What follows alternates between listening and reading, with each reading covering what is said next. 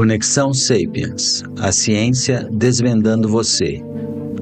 Podcast número 19, da fase inicial de síntese. Hoje a gente vai conversar sobre assuntos diversos numa série de perguntas e respostas. Pessoal, bom de estar aqui de volta e hoje eu vou fazer um podcast basicamente respondendo algumas perguntas que eu tenho recebido e também perguntas que foram feitas durante algumas conversas relacionadas diretamente aos episódios anteriores e outras perguntas que eu recebi que não estão diretamente relacionadas aos episódios de podcast anteriores a hoje. Uma das perguntas que eu recebi foi o que me deixa frustrado ou um pouco assustado ou preocupado na sociedade atual, que potencialmente poderia receber uma intervenção e melhorar bastante caso a sociedade atual priorizasse o aprendizado de certas habilidades, de certos conceitos. O primeiro ponto que eu queria destacar em relação a essa pergunta e que eu estou observando na sociedade atual, principalmente aqui no Brasil, é uma falta de habilidade na cognição emocional, principalmente no manejo do medo, tá? Então, eu percebo que muitas pessoas se comportam motivadas pelo medo, motivadas pela ansiedade e a consciência em relação a por que esse comportamento acontece é muito baixa, refletindo uma habilidade na cognição emocional muito pequena, muito baixa também. O medo é uma força muito poderosa. Essa emoção surge em uma parte do cérebro muito profunda, né? Na amígdala cerebral, e molda a resposta em relação a diferentes situações. Quando você não tem a capacidade de olhar para dentro de si mesmo e reconhecer esta emoção e identificar os gatilhos e as situações que desencadeiam essa emoção, e também observar o comportamento que é moldado por essa emoção, a gente se torna vítima do medo e não um agente. Então, essa falta de habilidade na cognição emocional das pessoas em geral é uma coisa que me deixa frustrado. Por quê? Porque existe uma oportunidade muito grande de aprender a lidar com essa emoção e tornar a vida das pessoas muito melhor. As pessoas vão ser muito mais felizes se ela aprender a manejar o medo de uma forma mais eficaz, entendendo as conexões entre o medo, que é uma coisa bem mais profunda, bem mais primal, dentro da amígdala cerebral, e o comportamento que ela desencadeia, que vai acontecer mais no lobo frontal, na consciência da pessoa. Outro ponto que eu observo é uma baixa habilidade cognitiva e uma baixa capacidade de metacognição. Ou seja, as pessoas hoje em dia têm uma capacidade muito pequena, muito pouco desenvolvida de entender como elas pensam e como elas concluem e como elas sabem. E a falta de reconhecimento do processo adequado de saber, por exemplo, propicia uma habilidade cognitiva baixa. E muito frequentemente eu percebo que as pessoas não sabem que elas não sabem. Elas não têm consciência que o saber que elas têm é incompleto, é falho, é errado, mal concebido. Então, essa falta de capacidade de perceber como a gente chegou a uma conclusão, como a gente sabe um determinado ponto, reflete a falta de habilidade cognitiva. Então, esse é um ponto que eu acredito que é a oportunidade perdida, pois caso você treinasse a metacognição, você poderia melhorar muito o processo de refinar o pensamento, o processo pelo qual você continuamente pensa de uma forma mais eficaz, mais metodologicamente robusta. Eu vou dar um exemplo. Uma pessoa frequentemente chega para mim e dá uma recomendação sobre saúde. Por exemplo, várias vezes eu recebi conselhos sobre como manejar uma alergia, né? Ou um problema imunológico. Lembrando que o meu doutorado foi em imunologia e eu tenho título de especialista em alergia e imunologia. Então, a pessoa conversa comigo me dando um conselho a respeito de como manejar uma alergia e eu fico, assim, um pouco surpreso pelo fato do conhecimento ser tão inadequado, incorreto, e a consciência da pessoa em relação ao fato de que ela não sabe é extremamente baixa. Então, você não reconhecer que você não sabe não permite uma cognição sofisticada. E essa baixa sensibilidade metacognitiva, ou seja, saber quando você não sabe, reflete essa falta de treinamento cognitivo, essa falta de habilidade metacognitiva. Então, esse é outro ponto que me assusta bastante na sociedade atual. A falta de uma capacidade, de uma habilidade, de um treinamento metacognitivo, ou seja, a capacidade de refletir a respeito de como você pensa, a capacidade de refletir a respeito de como você sabe algo. Outro ponto que me frustra é a falta de consciência de entender que histórias, ou seja, uma narrativa que tem uma causa e efeito relativamente linear e simples, preferencialmente com um vilão e um herói e um certo drama, a história simplifica uma complexidade muito grande. E contar histórias um para o outro faz com que a gente tenha uma ilusão de entendimento que não existe. Então, essa falta de consciência da complexidade do mundo e esse vício que nós temos no geral por contar histórias simples e redutoras atrapalha muito a gente reconhecer a nossa própria ignorância, a nossa própria limitação cognitiva. Então, esse é outro ponto que me frustra bastante na sociedade atual. Outro ponto que eu acho que é uma oportunidade perdida é a questão da socialidade frágil. Ou seja, cada pessoa tem uma rede social individual com relacionamentos românticos, amigos e família. Porém, a grande maioria das pessoas não consegue ver essa rede social e identificar dentro dessa rede a qualidade e a saúde dos relacionamentos. E sem uma rede social individual de qualidade, você tem uma socialidade doente, você tem uma socialidade frágil. E essa é uma oportunidade perdida, simplesmente pelo fato de você nem conseguir ver a sua própria rede social individual. Treinar a pessoa a olhar para o sistema de relações sociais, as conexões sociais que esta pessoa tem. Portanto, cada pessoa tem uma rede social individual única e própria dela mesma. Quando você aprende a olhar para essa rede, entender onde estão os pontos fortes, onde estão os pontos fracos e como você pode cultivar essa rede e melhorar a qualidade desta rede social ao longo do tempo, você começa a melhorar a qualidade de vida como um todo. E relacionamentos sociais de qualidade vão permitir você crescer individualmente também. Então, essa é uma oportunidade perdida. A cegueira em relação ao que é uma rede social individual, a cegueira em relação ao que é uma socialidade saudável.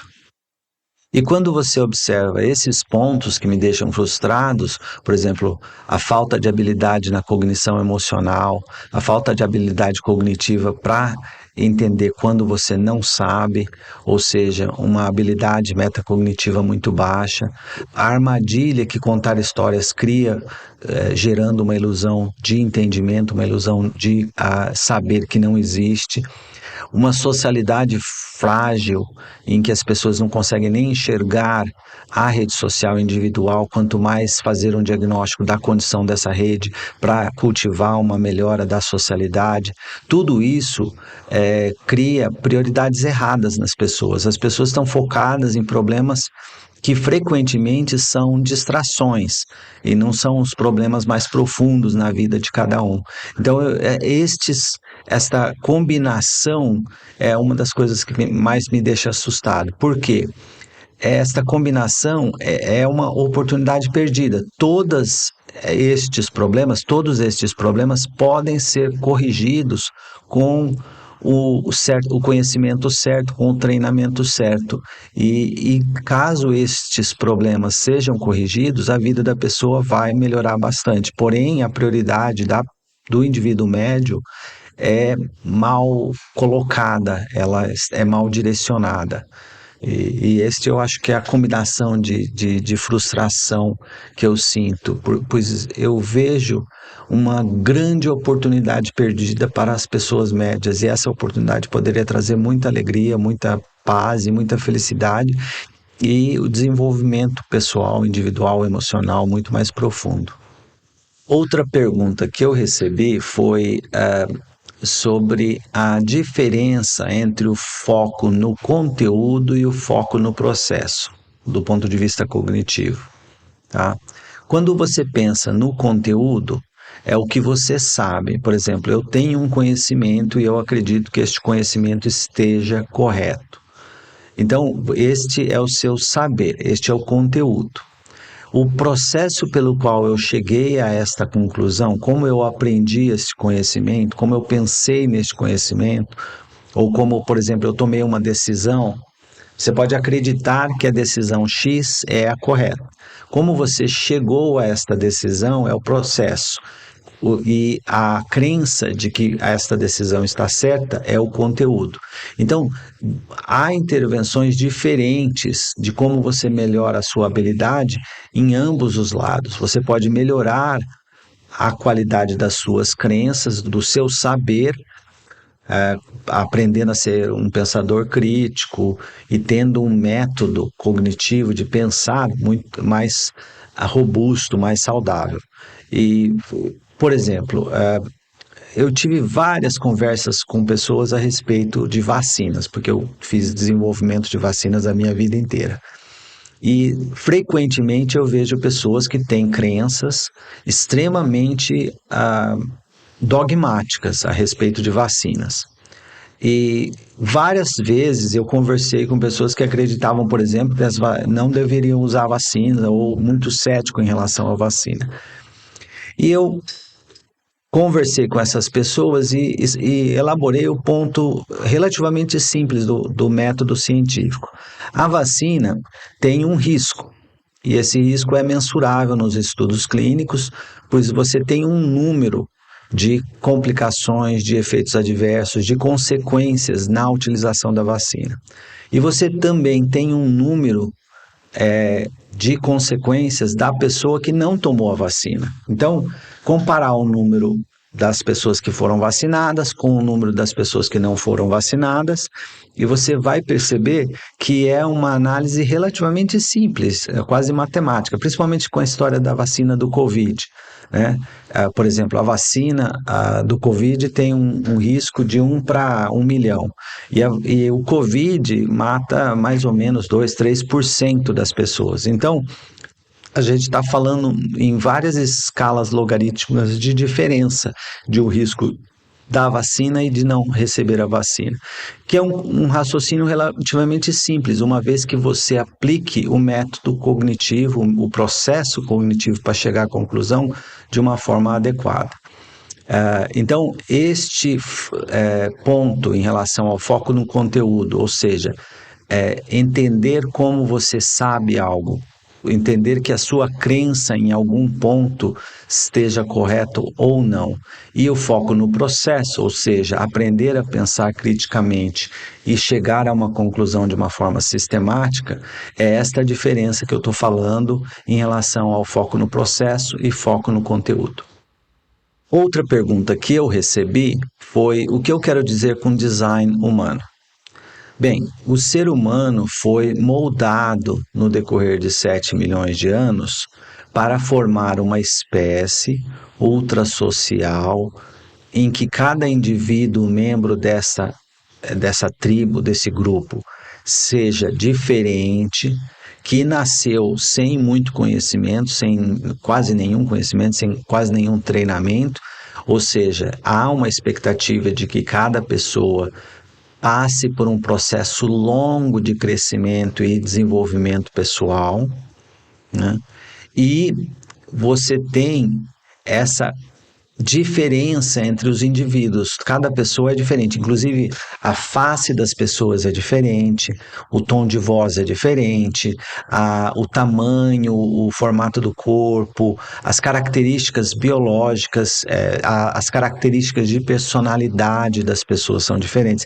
Então, a natureza moldou uma espécie diferenciada, ou seja, cada indivíduo é único, mas é uma tribo ultrasocial, ou seja, todo mundo tem que trabalhar junto. E isso não é fácil. Como você faz uma sociedade ultrasocial, uma espécie ultrasocial, altamente diversificada? E por que isso é importante? Porque uma espécie ultrasocial altamente diversificada é criativa, inovadora e altamente adaptável e flexível para viver em qualquer nicho ambiental. Por exemplo, a natureza moldou a onça para viver em selva. Se você colocar uma onça no deserto, ela morre. Agora, o ser humano, por causa da característica ultrasocial e altamente adaptável, consegue viver no deserto e na selva também, e no Alasca e no meio da floresta amazônica. Então, essa adaptabilidade a qualquer nicho ambiental é uma consequência de uma espécie ultrasocial diversificada e altamente flexível e adaptável. Então, as formas como as emoções evoluíram, o sistema nervoso evoluiu, a fala e a linguagem evoluiu, todas elas se combinaram para formar essa espécie. Então, é fácil, por exemplo, entender o design humano quando você olha por essa perspectiva. Por que a ocitocina cria relações humanas profundas, inclusive de amizade e de família? Por que a dopamina estimula o aprendizado? Então você começa a olhar o design biológico de cada membro da espécie humana e percebe que, do ponto de vista evolutivo, a gente chegou nesse design com uma lógica que a pressão evolutiva exerceu em cada um de nós no decorrer de milhões de anos. Então, entendendo o design humano, você entende onde o ser humano pode ficar bem. Entendeu? Então, por isso que a socialidade saudável é tão importante. O ser humano precisa ser membro de uma rede social individual de qualidade, senão ele vai sofrer, ele vai ter depressão, conforme eu discuti no episódio Biologia da Solidão, tá? Então, esse é o ponto que eu quero dizer design humano. Dá para falar horas a respeito de diversas características do design humano, desde a forma como o cérebro evoluiu, a cognição social, a cognição emocional, as diferentes emoções, a voz, a linguagem, tudo isso evoluiu numa direção, e a direção é uma espécie ultrasocial e altamente diversificada, e que deu a oportunidade para a nossa espécie de se tornar uma espécie flexível, adaptável e livre para viver em qualquer nicho ambiental. Outra pergunta que eu recebi foi o que eu quero dizer com o pensamento sistêmico. Bem, o pensamento sistêmico, da forma como eu estou querendo dizer, é a capacidade de ver a árvore e ver a floresta. Não é possível ver a árvore e ver a floresta ao mesmo tempo. A nossa cognição não evoluiu para ter uma característica que você permita ver tudo ao mesmo tempo. Você tem momentos em que você foca em partes diferentes do sistema. Agora, uma vez que você treine a sua cognição para olhar a árvore, ou seja, olhar aspectos pequenos, tanto pequenos no sentido de número, pequenos no sentido de tempo, pequenos no sentido de componentes, né? Ou olhar uma coisa ampla, por exemplo, você olhar a floresta toda, ou olhar um tempo, um período longo, ou olhar múltiplos componentes juntos, ou olhar múltiplas forças trabalhando juntas. Então, por exemplo, quando você quer entender a cognição emocional, você vai olhar primeiro para cada emoção individualmente. Você vai ter que estudar o medo, a alegria, o amor, a surpresa. Então, cada emoção deve ser estudada e entendida individualmente.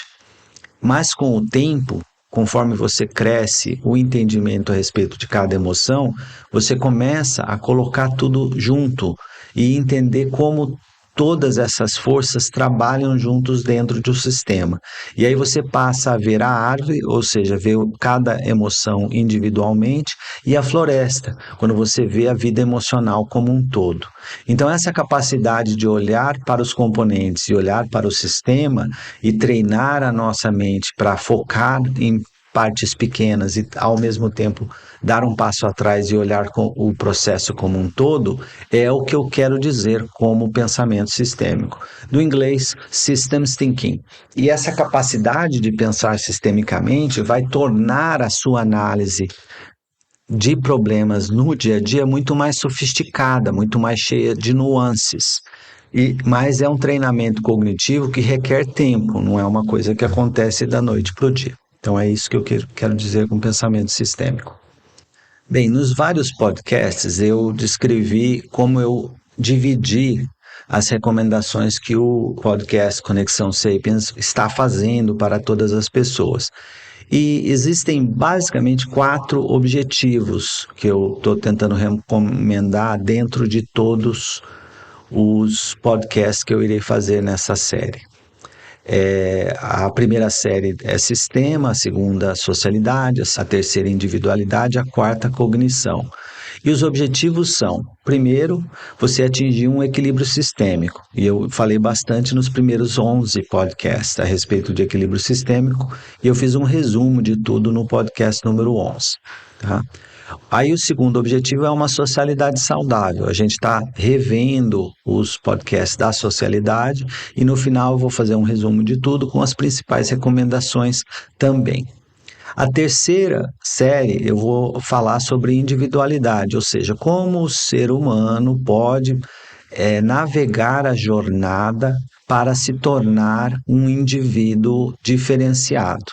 E como a ciência pode ajudar você nessa jornada, para você chegar no final da vida, na terceira parte da sua vida, com um autoconhecimento profundo, com uma cognição emocional sofisticada, entendendo profundamente os seus próprios valores e entendendo profundamente a própria personalidade. Então, este é o terceiro objetivo, uma individualidade bem consolidada, com autoconhecimento profundo. E o quarto objetivo é uma cognição sofisticada, ou seja, se tornar um pensador crítico, com uma capacidade metacognitiva sofisticada e treinada, e com uma função executiva sofisticada e bem treinada também. Então, são 4 objetivos: equilíbrio sistêmico, socialidade saudável, individualidade e cognição refinada. Outra pergunta que eu recebi é: como é que eu sei que uma recomendação ou um objetivo é o objetivo correto ou não? Bem, o que a gente deve fazer para chegar no final da vida, olhando para trás, sem arrependimentos profundos, com uma sensação de pertencimento profunda, uma sensação de coerência individual, um autoconhecimento profundo, etc. Então, como eu sei o que tem que fazer para chegar lá? Bem, eu abordei isso muito parecido com a forma como eu abordei a pesquisa em câncer que eu fiz toda a minha vida. Uma intervenção só é realmente eficaz se você conseguir mensurar o resultado de uma forma sistemática. No caso de câncer, é relativamente simples, você vai mensurar a sobrevida. E a grande maioria dos trials, dos ensaios clínicos de fase 3, utilizam a sobrevida global. Dependendo do tumor, alguns tumores utilizam outros endpoints, outros resultados. No caso do desenvolvimento humano, como que eu posso mensurar isso? Então, tem 2 abordagens para mensurar se uma recomendação, se uma intervenção realmente é eficaz ou se é realmente, ou somente bobagem e barulho, né? A recomendação ou intervenção é eficaz, no meu conceito, quando ela conseguiu trazer resultados positivos mensuráveis. Por exemplo, uma intervenção trouxe um nível de qualidade de vida melhor, quando mensurado por instrumentos que medem qualidade de vida. Ou uma sensação de pertencimento mais profunda, quando você mede pertencimento com instrumentos validados e padronizados.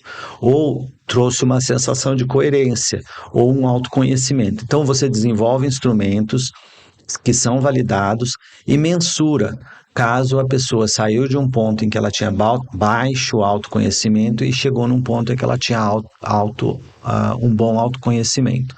Então, foi a forma como eu olhei as recomendações pelo lado positivo. Uma maior sensação de pertencimento, autoconhecimento, sensação de coerência, qualidade de vida, etc. Mas também eu olhei as intervenções que reduziram o risco das coisas negativas, principalmente o suicídio, a depressão e a dependência de drogas.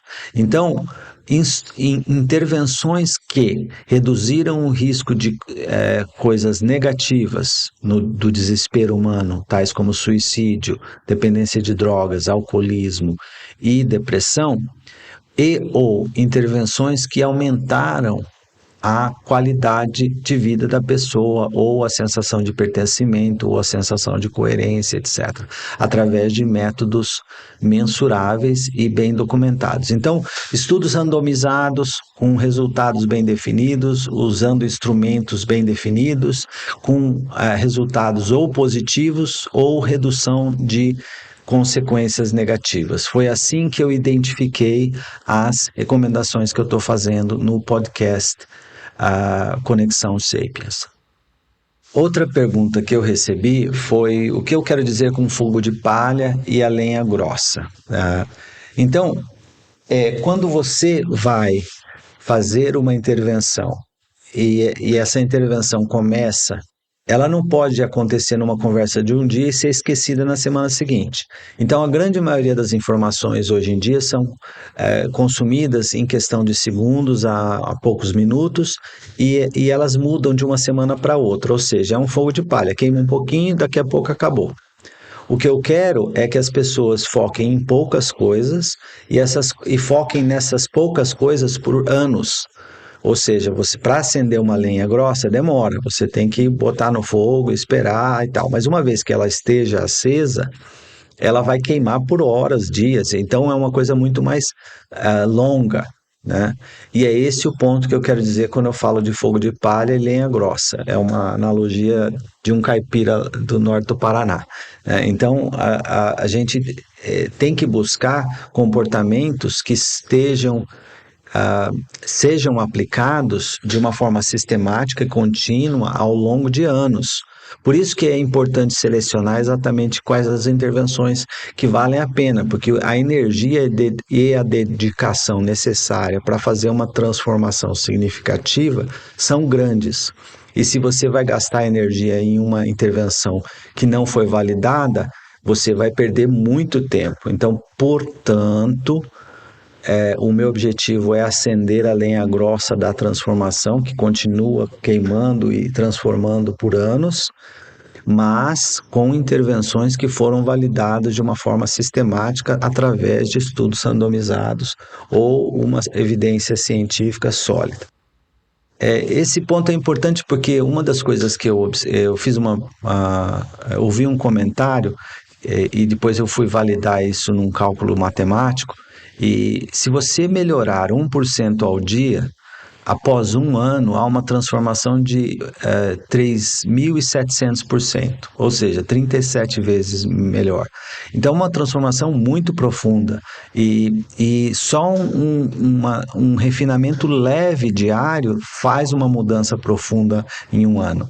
E é a forma como a lenha grossa pode ajudar. Você acendeu uma transformação, um crescimento, um treinamento num momento e continuou com esse treinamento ao longo de um ano, focado nas prioridades corretas. E aí você vai ver uma transformação muito grande no decorrer desse tempo. Então, este é o raciocínio de como eu estou tentando desenhar este podcast.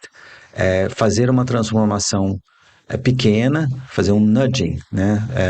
Uma mudança leve, diária, contínua, nos mesmos pontos, nas mesmas características, para que em um ano a pessoa tenha uma transformação dramática em tudo, na forma como ela pensa, no autoconhecimento, na qualidade da socialidade, etc.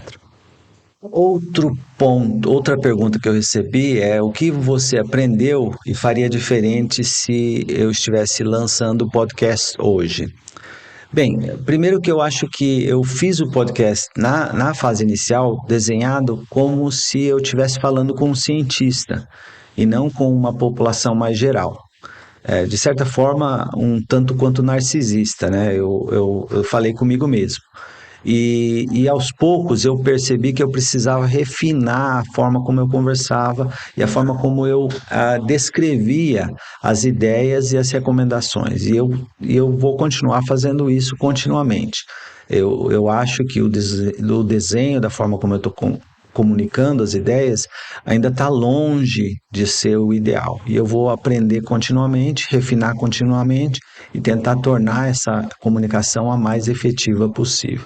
Na comunicação, o comunicador é responsável por trabalhar e achar a forma de comunicar de uma forma efetiva. Então, a responsabilidade de melhorar na comunicação é minha e não da audiência, né? Então, eu vou continuar fazendo isso. Eu faria diferente porque eu refletiria mais profundamente a respeito na audiência, caso eu relançasse hoje o podcast. Qual a diferença do podcast Conexão Sapiens com outras recomendações de outros podcasts ou outras fontes? Bem, primeiro eu acredito que tem muita coisa boa, muita informação de altíssima qualidade disponível, né? Porém, a fração de coisas de alta qualidade é relativamente pequena quando comparado com o universo total de informações disponíveis. A quantidade de barulho e de informações inadequadas é absurdamente alta. Então, eu não vou comparar o podcast com outras iniciativas que têm uma qualidade alta. Eu vou comparar com as iniciativas que têm uma qualidade média, e a média é muito ruim. E a média é muito ruim porque não existe um método sistemático de identificação de intervenções que baseie em evidências com estudos randomizados e comparação com endpoints definidos e processos bem definidos de métricas de resultado. Ou seja, uma coisa é você fazer uma recomendação como se você estivesse escrevendo um guideline de medicina. Você tem uma recomendação médica baseada em evidência. Você tem que documentar as intervenções e as recomendações em evidências que demonstraram em estudos comparativos, randomizados, com resultados estatisticamente significativos. Então eu ouço muita recomendação, muita conversa, muita proposta, mas eu não escuto um fundamento, uma base em que a evidência é robusta do ponto de vista científico e estatístico, e utiliza métricas e métodos replicáveis e falsificáveis. O que eu quero dizer com falsificável? Tudo que você está falando pode ser provado errado se alguém fizer um estudo e não conseguir repetir o que você está falando. Então, essa característica de ter um método robusto para identificar as intervenções corretas que são desenhadas com objetivos específicos, com resultados que são mensurados através de instrumentos padronizados. E esse rigor científico para identificar as intervenções adequadas não existe na vasta maioria dos programas, treinamentos, intervenções que a gente observa no dia a dia. Bem, estas são as perguntas e respostas que eu decidi responder, que eu recebi mais frequentemente. Por favor, me envie sugestões, críticas construtivas e perguntas. Para concluir, caso você ache que este é um assunto que vale a pena, me siga no Instagram, @calde Conexão Sapiens, e por favor espalhe essa notícia. Tem um novo podcast, Conexão Sapiens, a ciência desvendando você. Um grande abraço do Calde. Meu nome é Calde Abdala, sou médico e tenho experiência de clínica de atender pacientes de mais de uma década, trabalhando principalmente no Hospital Sírio-Libanês, em São Paulo, e no Hospital das Clínicas da Faculdade de Medicina da Universidade de São Paulo. Eu me formei na Universidade Estadual de Londrina e fiz residência na medicina da USP, e meu doutorado também foi na FMUSP. Fiz o meu pós-doutorado no Hospital Brigham and Women's da Faculdade de Medicina da Universidade de Harvard, em Boston. Faz 24 anos que eu faço pesquisa e desenvolvimento de novos tratamentos para o câncer, com inúmeras publicações científicas. 17 anos atrás, eu mudei para os Estados Unidos e, na minha carreira dentro da indústria farmacêutica, trabalhei em várias grandes indústrias, como a Merck, a Sanofi, a AstraZeneca e a Bristol Myers Squibb. O ápice da minha carreira como executivo da indústria farmacêutica foi a posição de Senior Vice President, chefe mundial da oncologia médica de uma dessas grandes indústrias, liderando centenas de ensaios clínicos e um orçamento anual de 1,2 bilhões de reais. Como executivo da indústria farmacêutica, eu fui pioneiro no desenvolvimento da imunoterapia em câncer, membro do time que desenvolveu e lançou o primeiro medicamento de imunoterapia que demonstrou o aumento da sobrevida. Eu estive envolvido no desenvolvimento e lançamento de 7 novos medicamentos oncológicos, que hoje são utilizados em mais de uma dúzia de tumores e em várias dezenas de indicações diferentes. A imunoterapia no câncer foi uma das causas que, pela primeira vez na história, houve uma redução da mortalidade do câncer, e foi o racional do Prêmio Nobel de Medicina de 2018 que o professor James Allison recebeu. Eu trabalhei diretamente com o professor James Allison durante o desenvolvimento da primeira imunoterapia que demonstrou benefício de sobrevida num estudo randomizado. Também fui membro do National Cancer Policy Forum, um grupo que faz parte da Academia Nacional de Ciências dos Estados Unidos e aconselha políticas relacionadas ao câncer. Também participei no board da Sociedade Norte-Americana de Imunoterapia em Câncer, entre várias outras sociedades médicas dos Estados Unidos e da Europa. Liderei iniciativas pioneiras em compartilhamento de dados em oncologia, que foram reconhecidas pelo renomado think tank Faster Cures e pelo 41º presidente dos Estados Unidos, George H.W. Bush. Também liderei a resposta à crise da pandemia dentro de uma das grandes indústrias farmacêuticas americanas, iniciativa que, pela sua excelência, recebeu reconhecimento da Academia Nacional de Ciências dos Estados Unidos. Recentemente, comecei um projeto que tem sido uma verdadeira paixão para mim, o Conexão Sapiens, a ciência desvendando você. É um podcast que busca ir além das histórias passageiras, oferecendo uma exploração profunda e duradoura com o objetivo de sintetizar a ciência no apoio à sua jornada de crescimento social, pessoal e cognitivo. Esta síntese é o resultado de mais de 2 décadas de estudo.